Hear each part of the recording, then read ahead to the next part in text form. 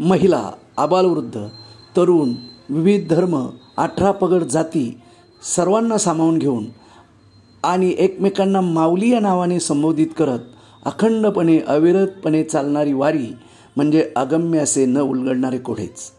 जो जो येईल त्याला बरोबर घेऊन आणि बरोबरीची वागणूक देऊन ही वारी अथकपणे चालतच असते. वारीत सहभागी झालेल्या महिला, वारकरी फुगडी भजन करताना आपल्याला दिसत असतात. तरुण मंडळांचा उत्साह तर शिगेला पोचलेला असतो.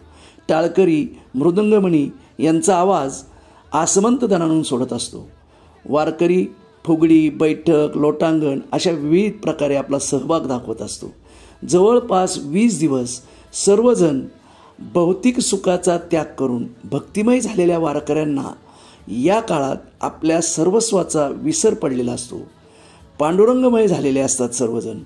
कान्होराजांची पालखी